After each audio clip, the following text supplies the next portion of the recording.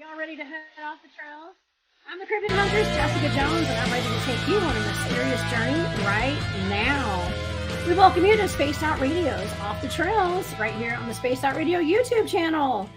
If you guys haven't hit subscribe yet, please do. We'd love to have you. Shout out to Bumblefoot for that amazing intro music. I always appreciate that too. You guys can follow us on Twitter at Spaced Out Radio, on Instagram at Spaced Out Radio Show, and on TikTok at Spaced Out Radio. You can find me at thecryptidhuntress.com, and please subscribe to my YouTube channel, The Cryptid Huntress. Visit my shop, War Woman Goods, and that's on Etsy. And also, I'm doing intuitive card readings right now. So if anybody's interested in that, y'all go to my website and get one of those in the shop link. Okay. Also, I'm going to see you guys May 19th through the 21st at the Spaced Out Radio's Las Vegas fan party. So you guys come meet me in Las Vegas, Nevada. And then right after that, I'm flying out to Grafton, Illinois. I'm going to be presenting at the Journey to Truth Conference. That's May 22nd through the 25th. Also, y'all don't want to miss the Georgia Bigfoot Conference. Okay, I'm going to be speaking at the Georgia Bigfoot Conference. That's in Dillard, Georgia. That's April 1st on April Fool's Day. So I hope you guys will come see me there as well. All right. I have a fantastic guest here tonight. I have Robby Raines in the studio. Don't forget that right after this show, After Hours has a great program set up for us tonight. So let's get to our guest. Robby Raines is a police officer, an active field researcher, investigator, and tracker. Robby hosts the podcast What's Really Out There and is the co-host of DA Ex Machina. I hope I pronounced that right. I always mess that up. And I hope you guys will help me welcome to the show, Spaced Out Radio, Mr. Robby Raines. Hey, Robby. Hey. Hey. Did I pronounce that right? Ex Yep. Machina. Oh, Yep. Thank the Lord. Yeah, Okay, yeah. I got it wrong last week. Well, good. Well, thank you so much for being here. I'm so excited to talk to you. Thank you for having me. You're welcome. Thank you for being here. Listen, I really enjoy you being on DA Ex Machina, and I've really been enjoying your podcast as well. Thank you. Appreciate it. I wanted to talk to you tonight about tracking. I'm trained in tracking. I've been doing Bigfoot research for quite a while, and my entire team is trained in tracking. Some of them are professional search and rescue guys. A lot of them are former military and current military guys. Super trained. I'm one of the least trained people, but I'm still trained. Okay.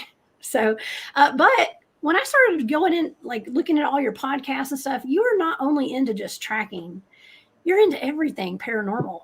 And that tickled me to death when I really got into your podcast. So I think we're going to talk about all of it tonight. Is that cool with you? Whatever. We'll just wherever it goes, we're good. Okay. So I'm just going to take the reins. We're going to Go go. ahead. Okay, well, awesome. Well, first of all, why don't you tell me a little bit about your experience with Bigfoot and what was the first time you had some sort of an experience with the paranormal? Well, as far as paranormal goes, I have never actually had, to my knowledge anyway, I've never had a paranormal experience. Okay. I'm open to, if anything happens, but I've never experienced anything like that. That's something we talk about on DA Ex Machina a lot. DA Anthony and I have not ever really had that, but we know people who have. So, and Doc's, matter of fact, has had several experiences, and I think DA maybe have had a few things when he worked at the hospital. Anthony and I have never had anything that we know of as like ghosts or spooks or whatever you want to call them. We've never had supernatural. Like yeah. Okay. We're strictly the cryptid guys that have had only cryptid experiences. So, Flesh but anyway, and bone. I get it. Yeah, my experience, 8 or 9 years old, somewhere around there. It was at my great grandparents' house, which is actually just right across the street from where I'm at right now. This used to be all my family's land around here. My great grandfather was a farmer, and he had at one time like 180 something acres around here, which has dwindled down to pretty much the acre I sit on. What my grandparents left my mom and uncle in between my house, my mom and dad's house, and my uncle's house. So we, out of 180 acres, there's about 12 acres left. Anyway, this was during the summer. My stepdad was deputy sheriff for the county that we live in. So we were all out at my great grandparents' house. You know, back then you used to go out, sit on the front porch, talk, have way on into the night, and you used to have them old yellow bug catching lights, gopher lights. The zappers, right? Was Yep. it a zapper? No, just the old yellow light bulbs that they had on the front porch. But I was inside watching TV. My mom, my grandmother and grandfather, and my great grandparents were all sitting out on the front porch talking. Whatever I was watching, I don't know, whatever it was, it ended. So I was sitting in what they call the den, and basically it was old farmhouse layout. Pretty much, you have a straight shot, then you had rooms built off the sides of that. So I'm in this part of the house, and then the kitchen's like right attached to that, and then there's a little mud room / back porch out there. And then back then you didn't come in with a bulldozer and level everything out and have the house sitting perfectly flat on a piece of ground. You built up, however so the back porch was probably 5.5, 6 feet off the ground. They had the block steps that they set up the back door. So the screen door, with that little bottom part of it, you're talking about probably about 6.5 feet where that thing where the glass starts to go up the door off the ground. So I get up and I turn the TV off, and I look to my right. I don't know why I looked, but I looked to my right. The kitchen was dark. I had the light on in the room I was in. Kitchen and the back porch were dark, so the light was shining in behind me. There was no light outside, and I caught what I thought was a reflection at first, but I looked, and something is looking in the door at me. Now, the top of that door is probably 10.5, 11 feet off the ground, maybe 12. It's way off the ground. Well, this thing's head is like up at the top of the door. Oh my God! So it kind of slouches down, and I'm start looking at it like this. And when I'd look this way, it would move the opposite way. So I knew it wasn't my reflection that I was looking at because it was moving opposite of me. And all of a sudden, it just kind of stopped and just kind of leaned in. Now, Anthony tells his story. When he looked at what he looked at through the scope, it looked more aboriginal, and some of the pictures you've probably seen William Nighthawk put on our show. Mm-hmm. This was purely an animal. It looked at the conical shaped head, dark, sunk in eyes, the big flared out nose. It probably didn't have hair, but it was dark, so I couldn't tell. But it didn't look like it had any hair around this area right through here. Dark color hair on it. I don't know what color it was because obviously it was dark outside. I couldn't see anything other than just basically like the shape and dark features. And it just started moving a little bit, but it would look at me, and I remember it was like it took 30 minutes for this to happen, which was, in reality, was probably 15 seconds at the most. Yeah.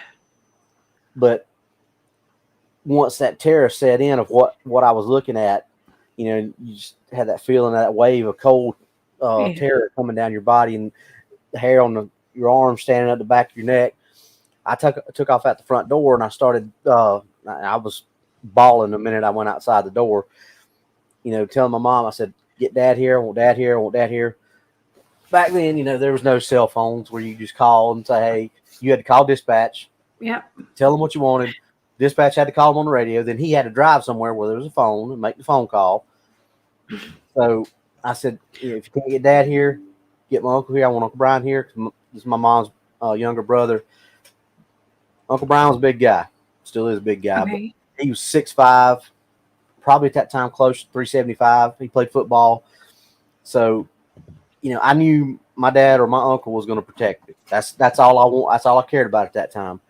Well, my uncle comes down there, and he goes and he stands on the back porch. He said, "See, you were just seeing a reflection."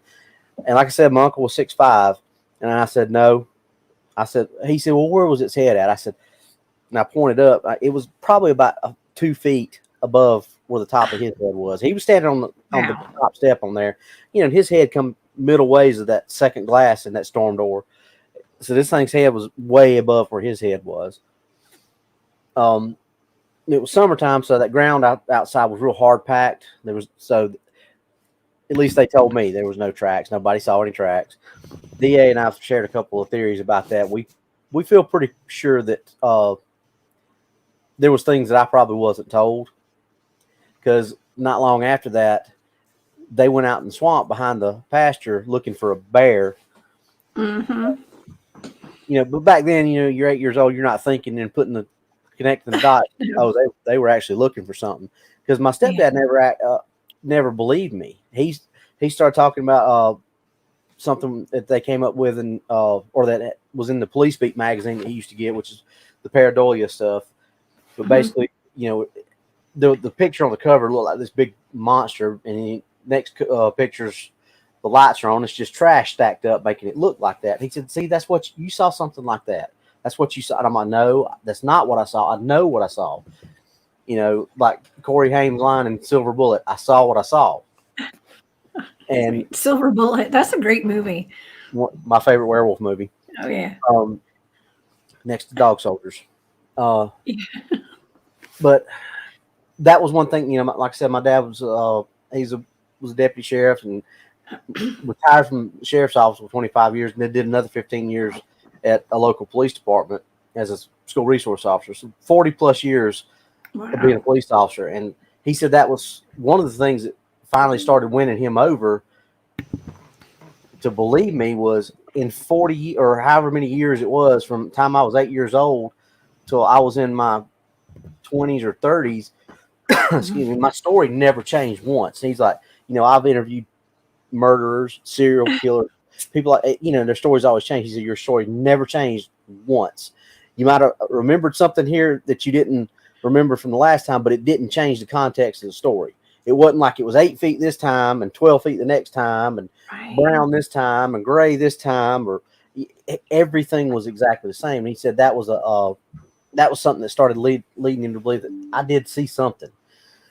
So, not long after I had that encounter, I saw The Legend of Boggy Creek. Which, oh yeah, I was just watching Keith Crabtree over at World Bigfoot Radio tonight. Yep. That's my buddy. I met him at the Alabama Bigfoot conference this past year. So he was actually the Bigfoot in that movie. Well, that movie scared the crap out of me, but it also was like, made me say, well, maybe I'm not crazy like everybody around here is telling me. Yeah. So that kind of jump started me into being crazy about watching any and everything. Like you didn't have the internet back then, so you just had to you saw something on TV. So In Search of, Legend of Boggy Creek, Unsolved Mysteries. Yeah, Unsolved Mysteries, $6 Million Man, where Andre the Giant played Bigfoot in that, the Bionic Bigfoot. I would watch any of that stuff I could, any kind of books that I could find at the library, just anything that I could find on it, I would read or watch or whatever. But I never would tell anybody other than my family. And because I understand that part. And especially once you become a police officer, that can ruin your career if you're not careful. Well, absolutely. As a police officer, have you taken any calls before that involve Bigfoot, Dogman, werewolves, any kind of high strangeness? I get that question all the time. Okay. And it's one of those things where some of the calls that I've gone on, probably it was that, but people don't want to say, well, that's what they're like. It's a prowler, or I heard something outside the house. So, I'm sure I've probably answered calls to where somebody wasn't sure what they were hearing, but it never came out. That I've never been called where somebody's actually said, hey, this was a Bigfoot, or hey, this was a Dogman. It's just I heard something outside the house, or there's a prowler outside the house. Never found any evidence that pointed to any of that yet, but yeah. Okay. Well, I only asked because I've had family that works with the sheriff's department, and they would routinely get calls in different parts of the county where we live of a werewolf or something that looked like either a werewolf or a Bigfoot. It was mostly described as a werewolf in the northern part of our county, and it's always at the same area by different people who didn't know any better. I'm sure a lot of those county boys that get out in those rural areas and the game wardens, I'm sure they probably get those. But I work for the smaller cities, so not a whole lot of that area where I'm sure some of them have some outskirts into the woods. Maybe those calls were, but like I said, most of my career has been with smaller municipal agencies. Okay. And we're still a rural county, and we don't have any really big cities in my county, but it's popular or a populated area. Yeah. Yeah. Well, it's always good to know a law enforcement officer or somebody that works in the call center. Okay.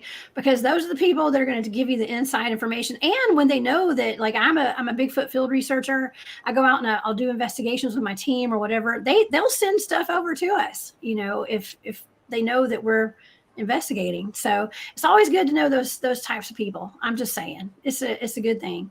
But yeah, so going back to when you were a kid, you said you were about 8 years old the first time you had an experience. Somewhere And around there.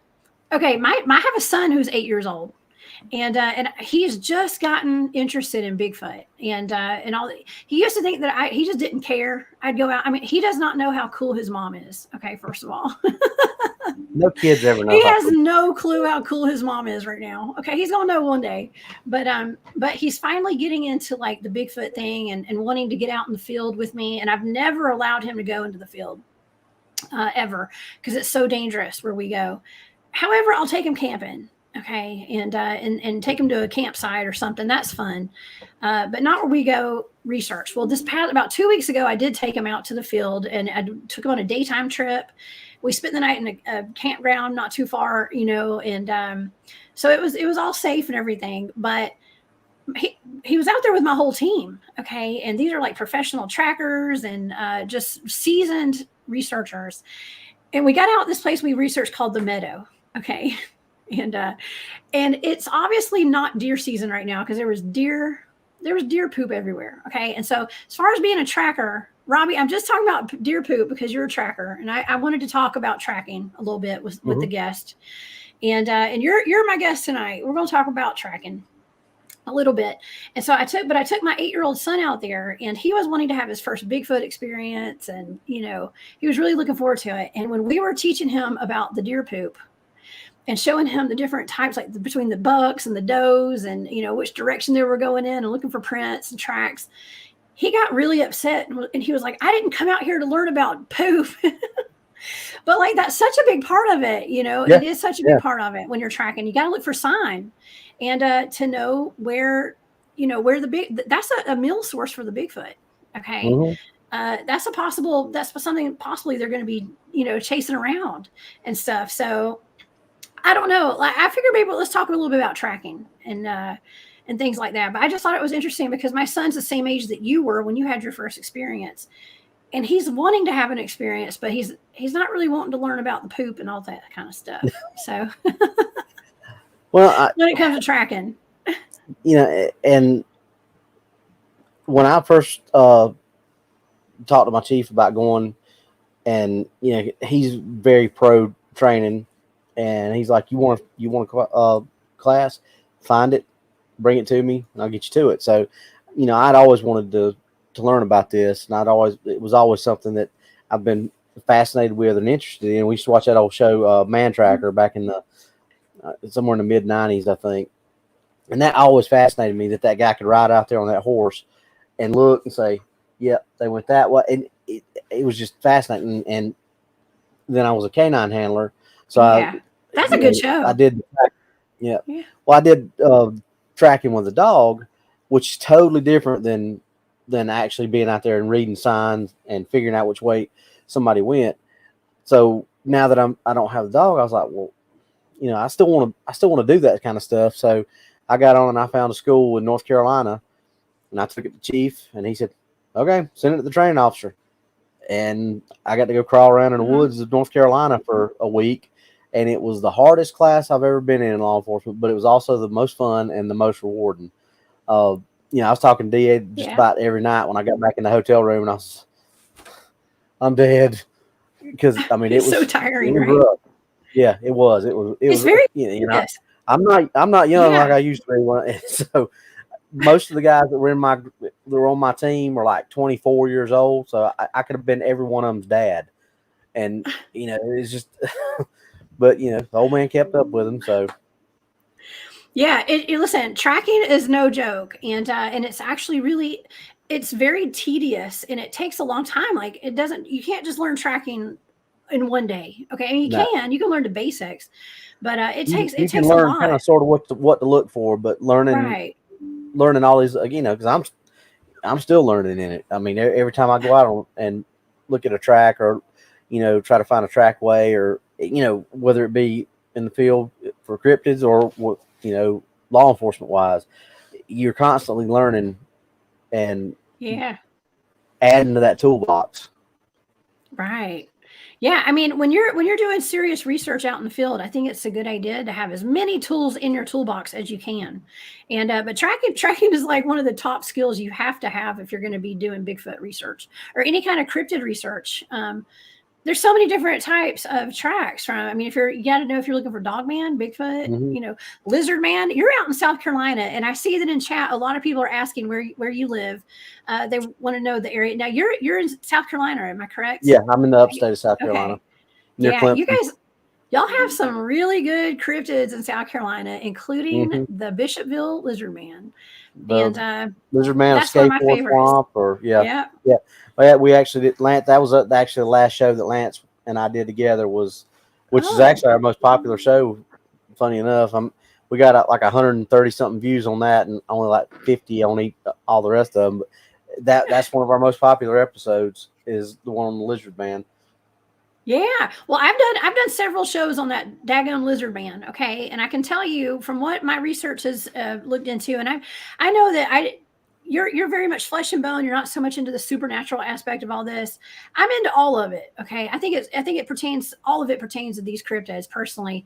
But I'm just kind of somewhere down the middle, honestly, but I have experienced a lot of supernatural elements, and I'm also a remote viewer, and my whole team is trained in that, which we actually, the military uses that in our government and stuff. So in law enforcement.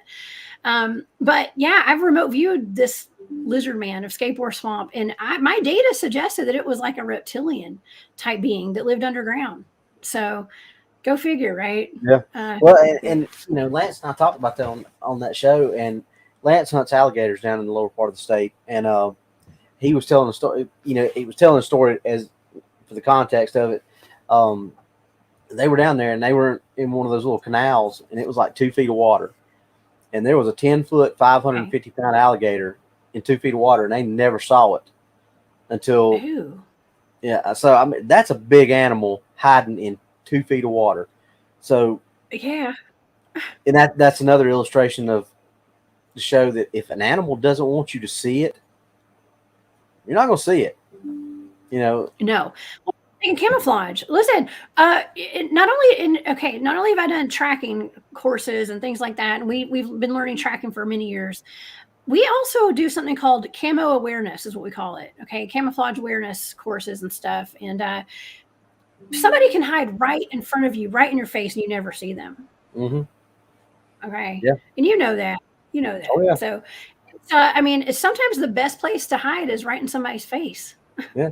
Well, DA made the comment, and I'd never really thought about it till he said this. But he's like, I've never shot a deer in the woods that I didn't see it move first. And I was like, that makes sense. I've never been scanning around and there's a deer standing perfectly still. You see an ear twitch, or you see that tail twitch, or something moves. They move their head, or the same thing with a squirrel. It'd be sitting on a tree right in front of you. You're looking right at it, and you don't see it till that tail starts flipping. That's right. Animals hide in plain sight because that's people can too. Yeah.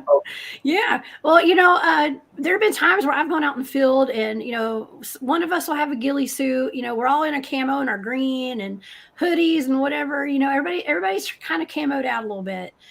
But Robby, does that really matter when it comes to Bigfoot, you think? Wearing camo? Well, that's a funny question, isn't it? Yeah. It's a theory, conjecture. Speculation. We think that they can see in the infrared spectrum. We think that's why they miss camera traps all the time, which we've had plenty of in-depth discussions on doing a lot of different things with camera traps. I personally think their sense of smell and probably their eyesight too is so much better than ours. I don't think you could fully hide from them. I mean, whether or not you could camouflage yourself from their eyes, they're still going to smell you. There's, they're going to have your heat signature out there. yeah. I think. And Yeah. I've heard William say it. I don't know how many times I've heard Fred say it. They know you're going in the woods before you decide you're going in the woods. They do. So, Absolutely. I don't think you can truly hide from them. I think the only thing you can do is, we've talked about it, is get yourself out there and not go out there for an hour. You need to go out there and stay for a while. Because you think about when you walk in the woods, things quieten down. You sit down, get your place. You sit down, you stay quiet. Then things start coming back around. You have to get the woods acclimated to you, not you acclimated to the woods, because until things calm down, you're not going to see or hear much of anything. That's right. Yeah, one of my first expeditions out in the field, I went out with my partner for the night, for the weekend or whatever. He and I decided to go out and do like a special mission because we'd had a whole bunch of activity the night before in this one particular field out in the middle of nowhere, in the woods.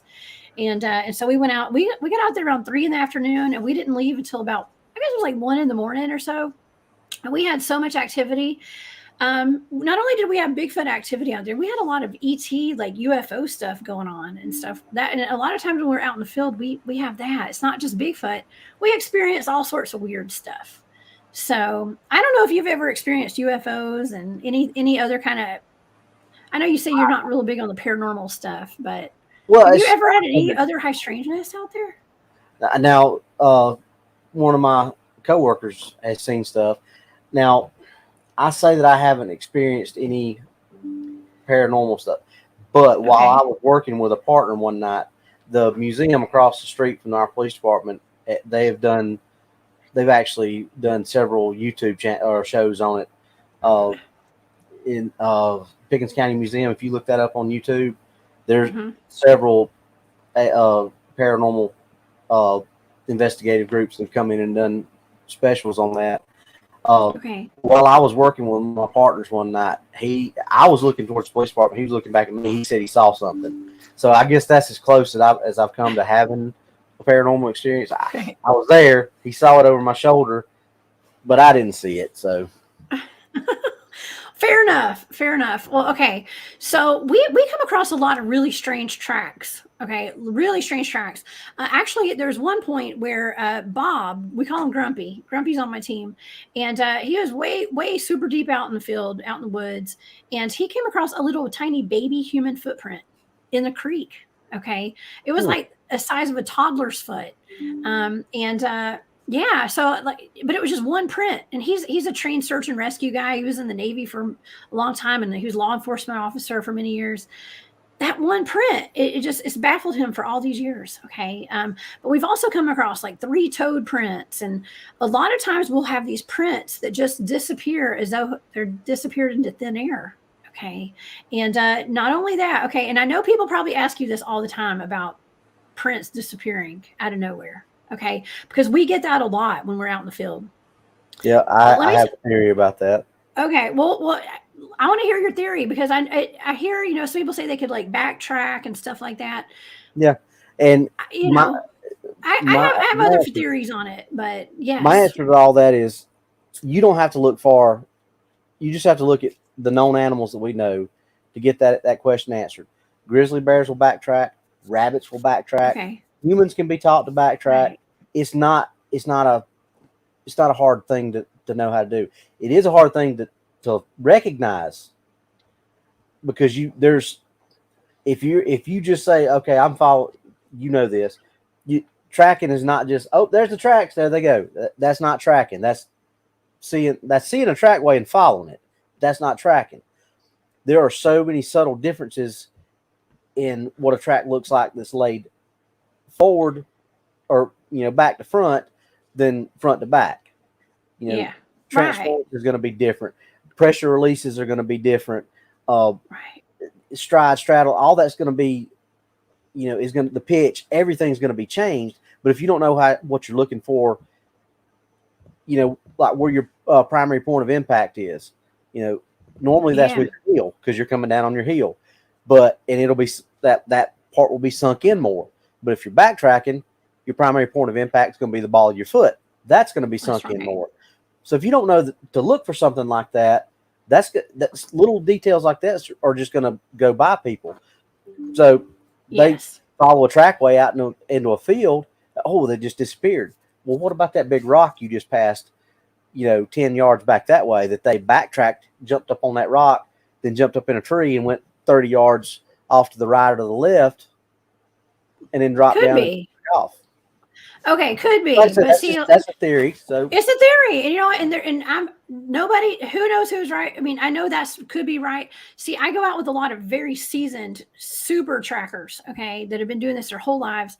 And we really don't have explanations because some of these prints they definitely did not backtrack with. Okay. Now I got a really good one for you, Robby. Okay, this is gonna be real weird. It might blow your mind a little bit. So one of the places we research is called the Meadow, and in this meadow, it's not accessible to any kind of vehicles at all. No vehicles. We have gone out there before, and there have been tire tracks from a vehicle in this meadow.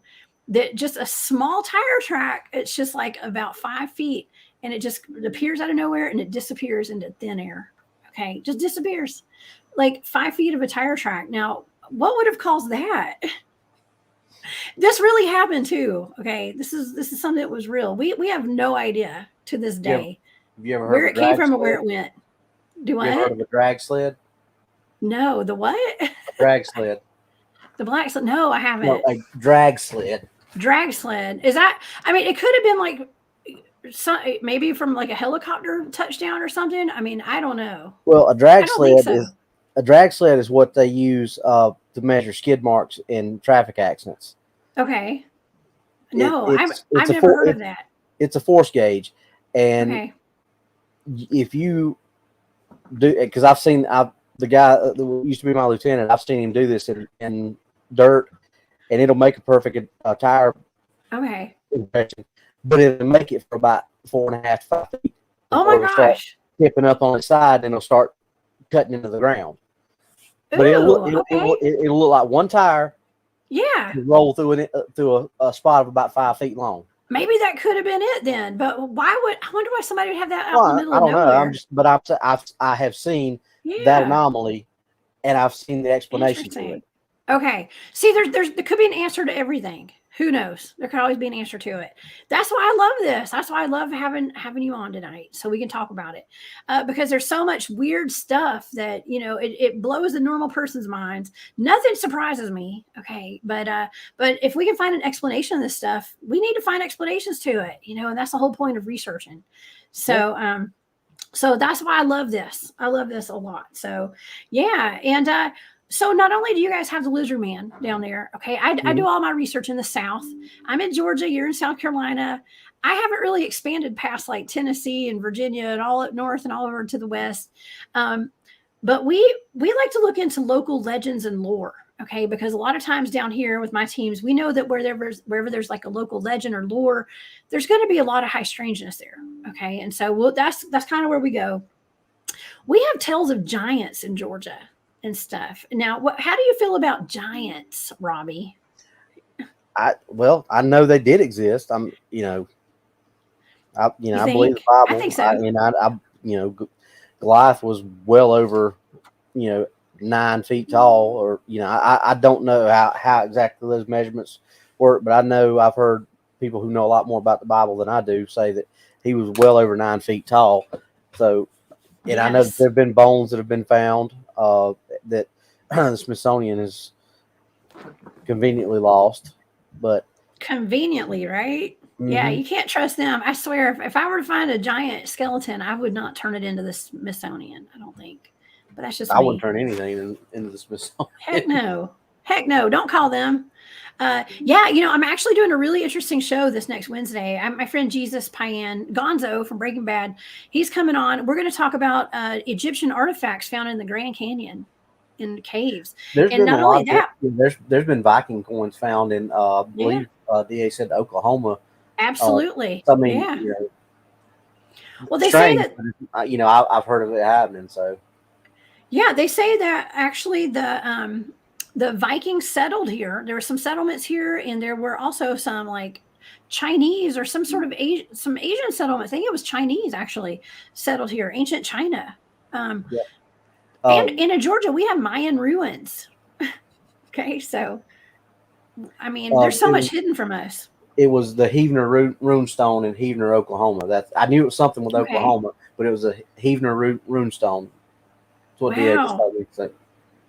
I knew Very Oklahoma, nice. but I didn't. I was thinking it was a coin, but it was actually a runestone. Yeah.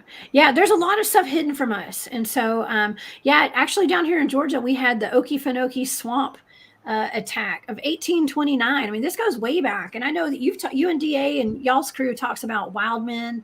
And there's wild men all over the South. Reports of them from Florida with the Ocheesee Pond wild man. Yeah, I just did a show. Me and Norm and Johnny just did one on the Tennessee wild man. Oh, did you? Mm-hmm. What's up with Tennessee, man? There's so much stuff, crazy stuff coming out of Tennessee right now. Yeah, there is. But the Tennessee wild man, I think a lot of that, because if you really get into reading the descriptions, one description will describe something like the skunk ape. One will describe something like the Janoshka. Something else will be more like a Gugway. I think that might be, and I think Bigfoots as a whole, like there's African elephants, Asian elephants, there's Siberian tigers, there's Bengal tigers. They're all tigers, they're all elephants, but they have different adaptive things for whatever region they live in. So, the Bigfoots out in the Pacific Northwest may tend to be bigger because, and on into Alaska because the environment, of the environment. Right? Yeah. While some of them down here, like we speculated before, could be even subterranean. Because if you look at the missing 411 and overlay that with the cave systems, pretty dang close. They all line up. Absolutely. Mm-hmm. I mean, all these missing persons clusters and the cave systems and the DUMBs, the deep underground military bases, they all line up. And so I'm actually going to be talking about that on Wednesday when it comes down to this Grand Canyon stuff with the ancient Egyptian artifacts. And it's wild. I mean, I feel like we're uncovering so much hidden history right now. Mm-hmm. Yeah, there's been a big paradigm shift in the way things are going. And, we've talked about, we think something big is coming, something big on the horizon. What that is, who knows? But it seems like I hate to keep using that phrase and us beating a dead horse with a veil thinning, but that's pretty much what's going on. I mean, we talk about the plague of the Black Plague of the 21st century, where people were kept indoors for almost 2.5 years. It doesn't take nature long to take back over an area. That's right. And if these animals were pushed back and all of a sudden we're not there where they're being pushed back to, they come back in, and then all of a sudden, hey, the ban's lifted and people start going back out, and those animals are already back in those locations, you're going to have more of these sightings and encounters and things like that are going to happen. Yeah. And, I feel that's, plus they're losing their fear of us. That's right. Yeah. Well, you just, all you got to do is look on the news and where you can see mountain lions and bears on people's Ring doorbell cameras in major cities. Now, Robby, nobody in my chat, including myself, we don't watch the news anymore. Okay. Well, just kidding. Well, I was gonna say, all you do is you just have to watch it to see it, because I mean the stories are there. I don't watch the news either, but I've been told that's what you can see on it. That's right. Yeah. Well, I feel like the veil, we don't have a veil anymore. I think it's gone. I think that we used to have a veil. I think and it could be something to do. It could have something to do with the Mandela effect, timeline shifts. Yeah. Well, who knows? CERN did open the portal. That's been proven. And who knows what else they screwed up with that collider. Well, speaking of Tennessee, I mean, they've got a Hadron Collider in Tennessee. They say they're all over the country, all over the world. There's at least 30 of them. Oh, I'm sure there's more than that we don't even there know. There could be one in Georgia. I'm just putting it out there. I don't know for sure. Yeah. But I mean, there's 85 million acres of national park system that we can't even access. Who knows what could you hide in 85 million acres? I mean, I think Teddy Roosevelt knew what he was doing when they designated all this land as national parks. And I mean, my family personally, I come from a family that had a whole bunch of land down here in the South. And over the past, I think it was during the Obama administration, my great uncle sold tens of thousands of acres, hundreds of thousands probably. I can't remember how much it was to the government. I don't know why, but they started buying up a whole lot of land. And yeah, and now it's off limits. We can't go there. There's no more hunting land for the family anymore. You know, well, they've still got hunting land, but not that land. Yeah. But yeah, it's just really odd that so much land has been bought up, and we don't have access to any of it in our country. And when I go to the national forest, we go down those forest roads, going exploring and stuff. A lot of times it's gated and bermed. We can't get in. That's a telltale sign right there. I figure usually there's probably a lot of Bigfoot activity right there. Yeah. And yeah, the thing with the national parks and all that stuff, I mean, I think it is twofold. I think it was a habitat, you know, that we can't get into where they have a place to fall back. But I also think it's a place where the government is doing a lot of stuff that they know we can't get in and see, and they don't have to worry about it. Yeah. Yeah. Well, maybe Roosevelt, maybe they were wanting to make a safe habitat for the Bigfoots. Okay. I'm trying to look at it in a positive light. Maybe it was just to preserve. Yeah, I'm sure. I'm sure in Roosevelt's time, I'm sure that's probably what it was. Cause you know, I wholeheartedly believe in DA's theory that, that Roosevelt was Bowerman.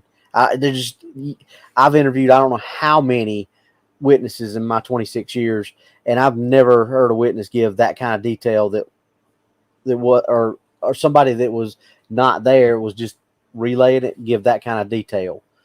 So wow, it's just, you know,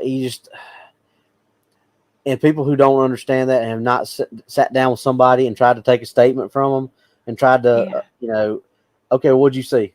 Well, I saw what happened. Yeah. Care to elaborate on that? Yeah, he walked down over there. Yeah. What was he wearing? A hat, maybe. You know, people don't.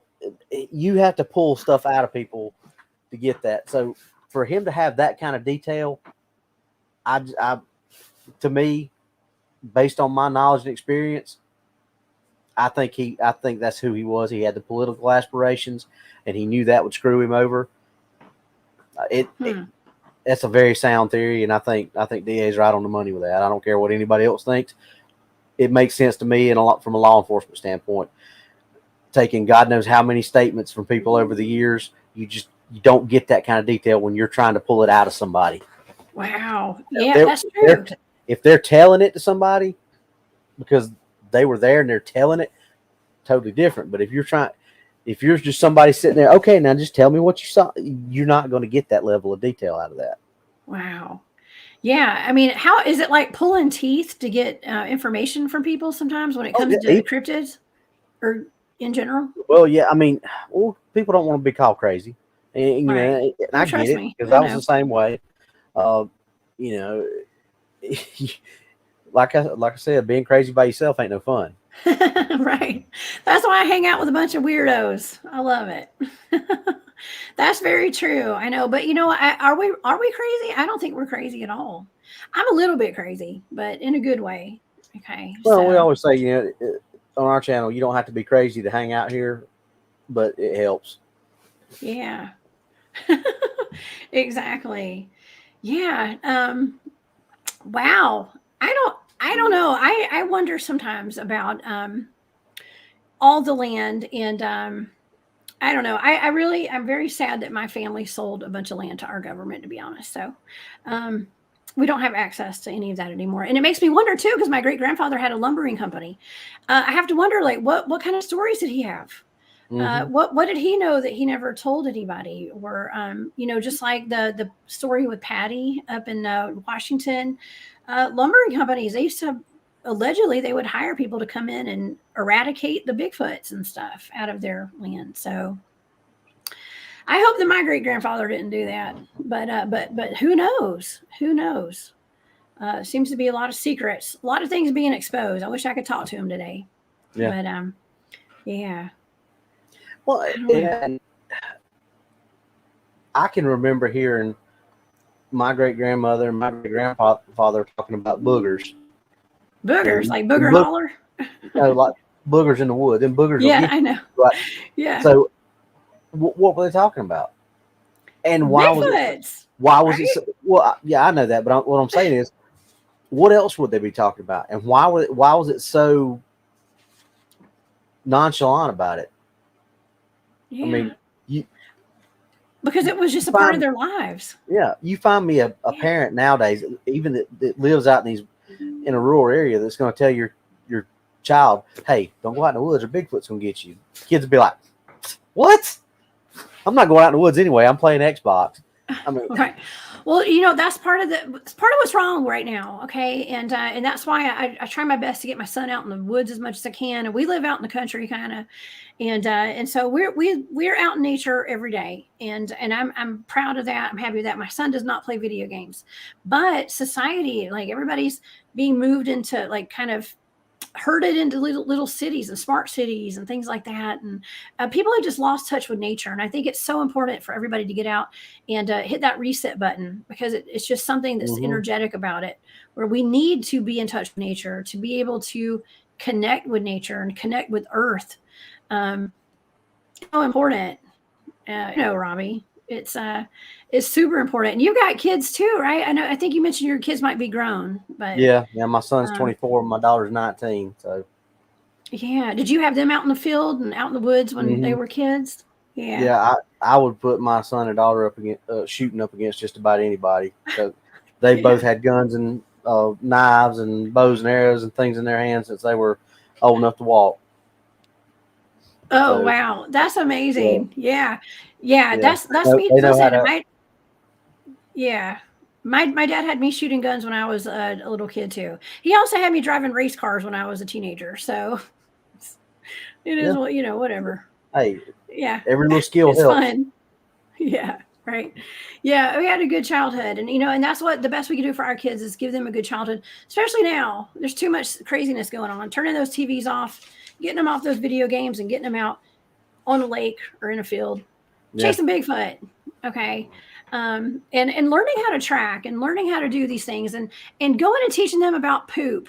Okay, deer poop, yeah. and whatever else is out there. Yeah. So I think that's amazing. Yes. All right. Well, let's see. I was going to ask you about like UFOs and stuff like that, but because I know on your podcast you talked about the Black Knight satellite. I listened Hmm. to the Boo Hag. I've listened to your Dog Man story. Your friend that was on there with the Dog Man, that was a great story, by the John, yeah, that's Johnny, one of my co-hosts. way. Okay. That was him and his cousin somewhere in Florida. That yeah, that was one of our. That's probably our second or third most popular episode, I believe. The Yeah, that dog was a man at good 70 one. miles an hour. Yeah. Yeah. And so everybody, if you guys want to go check out his podcast, it's What's Really Going On YouTube, and y'all subscribe to it. I'm going to put it up at the end of the show tonight. We got a few more minutes, so I'm not going to put it up right this second. Well, actually, I will. Why don't I just go ahead and put it up? Let's do that. Go subscribe to his podcast right here on YouTube, y'all, and go listen to it on Spreaker and wherever you get your podcast. Um, and of course, you're on DAX Machina as well. Yep. But yeah, you're talking about the Mandela effect, and that's always a really fun subject for me because I'm getting more and more Mandela effects like every day. Okay, people are like one of Yeah. my friends sent me some earlier today. I can't remember what all they were. I mean, it's just like too many to count. Okay, it's too many Yeah. to remember. There's some of those that you know, like Jaws is one of my all-time favorite movies, Okay, and I will die on that hill. Like, there's some that DA says he'll die, and most of the time I think there's only a few of them that we all remember differently, but like the one with C-3PO in his leg, and what Luke says to that's so weird. Vader. Yeah, Right. it is, and I'm Chick-fil-A, baby. That's all I can talk about. I'm so mad Chick-fil-A changed their name. It was CHIK. I swear to God it was. Now it's CHICK, filet. So It, I know I'll shut up one day about that. I know my audience is tired of hearing me say that, but Chick-fil-A changed their name. That's like my favorite place to go eat fast food. What's up with that? I mean, do you think it's just like them turning on CERN, or do you think we're just all switching timelines? Because some people remember things like Chick-fil-A being spelled with a CHIC. So it's almost like you can tell like who were in the different groups of the different timelines. yeah, Now we've all converged. yeah, You know what I mean? and that, that's what we talked about that on our show about it was, and I called it the Infinity War effect, because you got all those different timelines merging in, and Thanos. yeah, Right? yeah, Thanos did his snap, I guess, and CERN, perhaps? I don't know. It is maybe really odd, maybe they and put the Infinity Gauntlet together and nobody really knows it yet. they probably did. Okay, well, I've done shows on like the Project Pegasus where they're doing like time travel. There's a whole lot of time editing going on, a whole lot of time manipulation going on right now. It was just kind of dangerous, in my opinion. And I mean, I want to know who's in charge of all this. Okay, like who is in charge of deciding which timeline we go on, and is it for the betterment of humanity, or is it for an agenda that's more dark? Well, I don't know who's in charge of it, but it's probably not somebody who needs to be in charge of it. Yeah, If it probably was not. somebody who needed to be in charge of it, we wouldn't be seeing all this crap we're seeing. Yeah. This is well, we're seeing a lot of really weird stuff, but we're also seeing a lot of good in the world too. So Robby, I try to always see the good in everything, and through all of this darkness and all the craziness that's going on in the world, I'm seeing that a lot of people are waking up now, and I think people are waking up. Their consciousnesses, That word. the overall consciousness of people across the globe is all rising, and people are really waking up and becoming more aware of their world around them.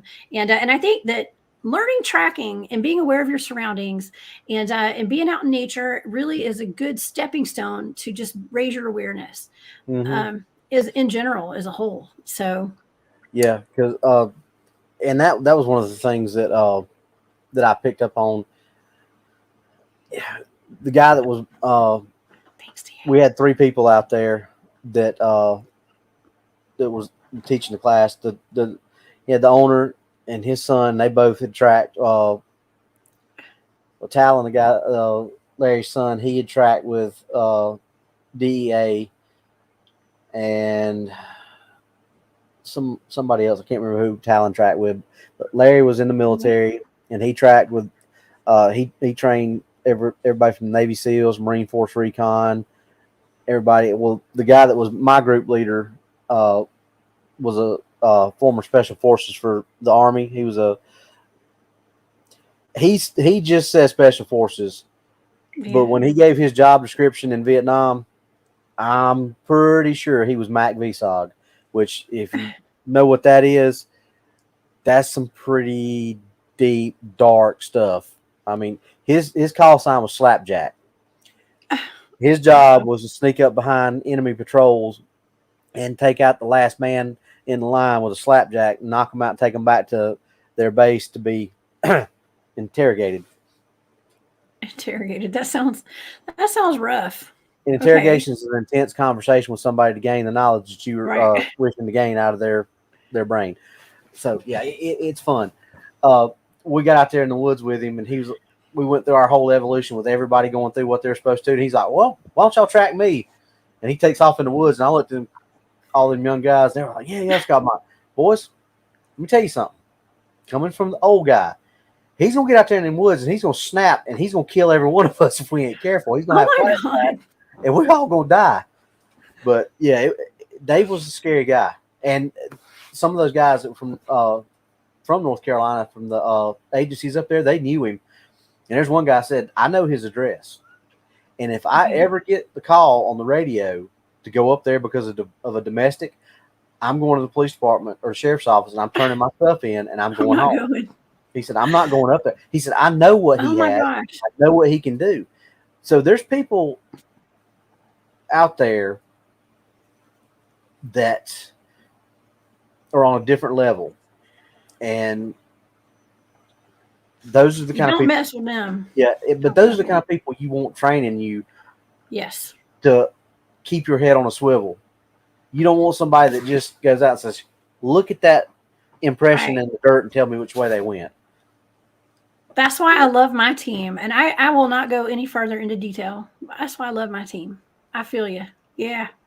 Yeah, I've been trained by the best. I may not be the best, but I've been trained by the best. It's not their fault if I'm not the best, because they did their best in training me, and I love it. Tracking is all about practice. You're not It going to go is. to a class and, I mean, you can absorb all that stuff and that's great and it helps you, but till you get out in the field and actually start putting it into That's practice, right. till you start getting on spore, you know, and seeing that fresh meat in the trees and on the grounds and the scuffs and the transfers, and And the deer going poop. through, Right. finding a track. The first time that I Yeah. found a track trap, I was just out there. I was ecstatic. I was like, Oh, trap, that felt trap, trap. good. Yeah, we got our hand sign. So when I was up front, I mean that was just like, because the stretch that I got was like the road. It was like a freaking cement sidewalk. So I'm looking. I'm So it was having. hard. It's just, yeah. I was finding a scuff here or a scuff there, and we finally hit some soft ground, and it was, it was just like, yes, finally. So Yes. Well, it's good to learn under harsh conditions like that. Okay, that's yeah, how you it learn the is. best. It is. Absolutely.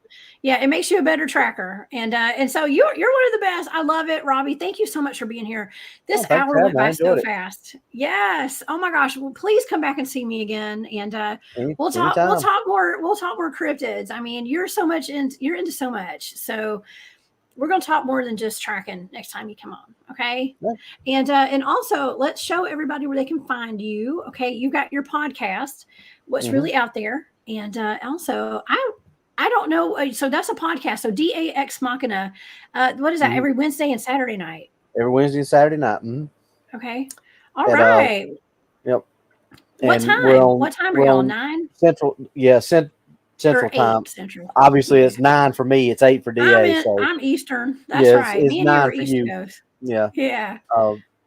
So me, Anthony, we're at 9 o'clock. DA and all them are on at 8 o'clock. So Yes. Okay. Well, everybody, y'all tune into that. It's one of the best podcasts out there. oh You yeah. guys, it is so much fun, Robby. Thank you so much. Thanks You're for having me. I awesome. enjoyed it. And yeah, well, we'll be seeing you again. Okay. Come back and see me. And thank you so much for being here. Okay. You're welcome. All right. Be safe out there. Okay. All right, thank you. Okay. See ya. All right, y'all. That was awesome. Don't forget that right after this show, y'all go join the After Hours crew. They're going to have an incredible journey to take y'all on for the next 3 hours. I'll see y'all next time on Off the Trails. I'm going to have Adam Davis here from the International Dogman Project. We're going to be talking Dogman, and Wednesday on my YouTube channel, The Cryptid Huntress, y'all come hang out with me and Jesus Payan Jr. We're going to be talking about the ancient Egyptian artifacts and the ancient Egyptians in the Grand Canyon. I hope to see y'all there. Y'all have a wonderful week. I'm Jessica Jones, y'all. I'm heading off the trail. I'll see y'all next time. Bye.